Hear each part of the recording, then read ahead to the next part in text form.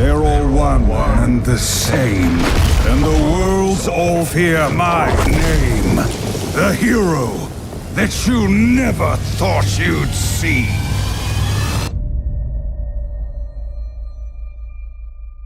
So something quite big happened in the time that I've been gone, didn't it? Well, I mean, he is right. He is the hero that I never thought I'd see, I guess. But regardless of what I thought I'd see, Blizzard recently added a brand new class into Hearthstone, the Demon Hunter, and oh boy, has it kicked up a fuss in the Hearthstone community. Illidan's been out for quite a while now, so I won't just go over all of his cards or anything like that. But the cards Demon Hunter has received are extremely powerful. So much so that he's probably the best class in the game right now. A lot of the Demon Hunter cards that don't see play are certainly powerful, and would see lots of play in like Warlock or Hunter or something, but they don't see any play in Demon Hunter because they just don't make the cut compared to the other cards. There's even some Demon Hunter cards that are just objectively better versions of older cards. Like the fact that Priestess of Fury exists when Ragnaros had to be rotated into Wild for making other legendary cards look bad is actually hilarious. So those of you who aren't in the loop, Demon Hunter got its own unique keyword called Outcast. Cards with Outcast on them have special effects when you play them from the far left or far right side of your hand. So for example, the Crimson Sigil Runner is just a 1-mana 2/1, but if you play it from the far left or right side of your hand, it draws a card when you play it. This mechanic's actually super interesting and I really like it. It gives Demon Hunter a lot of interesting strategy in both their deck building and their gameplay. Running too many expensive cards can get your Outcast cards stranded in the middle of your hand. So you have to consider how many expensive cards you really want to run and what you want your curve to look like to make sure that this doesn't happen. It even makes the opening mulligan more interesting. Sometimes you might want to keep an expensive Outcast card just because it's on the far left of your hand when you wouldn't do otherwise. But despite how interesting the mechanic is, I think that some of the cards that Blizzard printed with this effect on them were a bit too generous, maybe. Like, in reality, it's not that hard to get your 6-mana spell to the far left or far right side of your hand, but the Outcast effect on this card is absolutely insane. It gives Demon Hunter so much tempo that no other class can reliably match. And it used to cost 5 mana. It was hotfixed on day 1, along with a handful of other overbearing cards. Skull of Gul'dan is in every single Demon Hunter deck, no matter what the deck's game plan is, and it vastly overshadows other card draw effects in Standard. Even compared to some of the best card draw cards that Wild has to offer, Skull of Gul'dan looks pretty damn good. Most of the Outcast cards' effects are insane, so much so that a lot of the Outcast cards aren't even worth playing without the Outcast effect 90% of the time, so players will just refuse to play their 6-mana draw 3 just because it isn't in the sides of their hand. But I can already hear people saying, but H2, what are Demon Hunter's weaknesses? Every Hearthstone class is designed with core weaknesses in mind, right? I mean, they just recently reworked Priest to make sure that they had no burst from hand, so surely Demon Hunter has some weaknesses, right?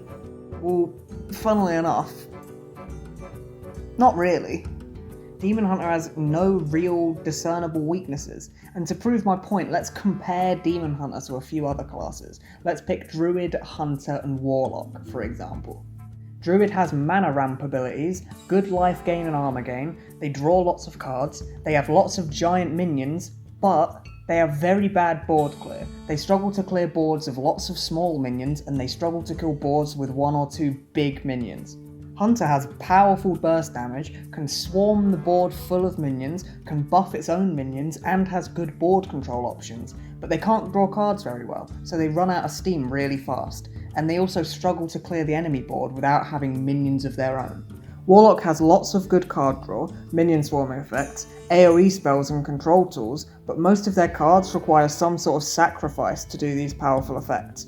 Their powerful effects require dealing damage to themselves, killing their own minions, or discarding their own cards. They also tend to lack any good healing effects. In fact, in the past, when Warlock did have powerful healing effects, like during Kobolds and Catacombs, Warlock was super broken because their powerful effects that dealt damage to themselves weren't set back by very much because they could just heal it all back. Demon Hunter, on the other hand, has almost no clear weaknesses in the same way that these other classes do. Demon Hunter has great card draw, great early game board flood, great late game power plays, lots of healing, lots of board control, incredible AoE cards, insane burst damage out of hand with the Kael'thas combo deck, good tech cards and anti-aggro tools, and pretty good single target removal as well. They even have a powerful mana ramp card, which I think is hilarious. Like half of the playable Demon Hunter cards, even the expensive minions are insane tempo plays. They kill part of your opponent's board while also giving you minions on your board. If I really had to give the Hearthstone devs the benefit of the doubt, I would point out that the Demon Hunter class doesn't really have any great card generation. Where Mage, for example, generates lots of random effects and adds resources to their hands all the time, Demon Hunter can't do that at all. But that's such a tiny weakness because their card draw effects are so good that they have access to almost 100% of their deck every single game, and that can't really be said for many of the other Hearthstone classes. I guess a lot of their single target removal is minion based, so it doesn't go through taunt. I mean, I'm really clutching at straws here, but I genuinely don't know what their core weakness is actually supposed to be. I'd love for someone to tell me.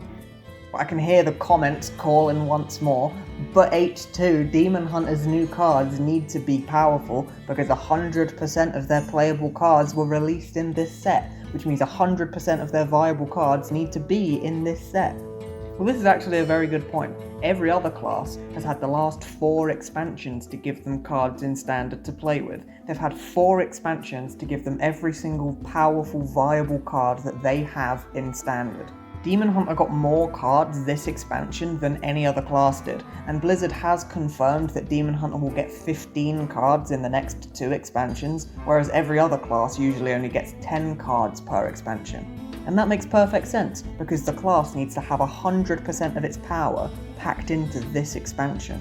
But I think the real problem here isn't that all of the other classes have 4 expansions worth of cards in Standard, but the problem is that they've also had over 6 years of expansions to solidify their class identity and to figure out what their unique keywords should and should not be capable of.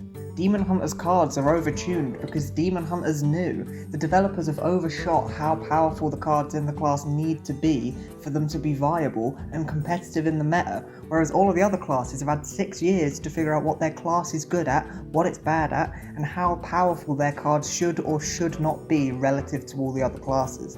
I'm of course not the first person to point out that Demon Hunter's the best class in the game, and that the meta is heavily built around how good your deck is in the Demon Hunter matchup, but nobody seems to actually want to talk about why. The deepest I've really seen anyone talk about why the class is so good is that they have so few weaknesses, but I think if you actually investigate deeper, you realise that the cards are so powerful because Blizzard didn't really know where the bar should be set. They were worried that their brand new class would be completely useless, so they made them a little bit too good, and now they need nerfs.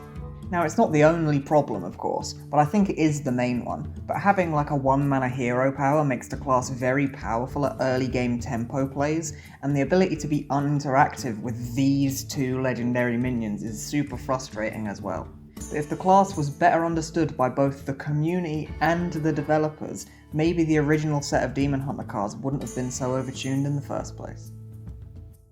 So you might have noticed that I haven't uploaded to this channel in quite a while. It's been about a year.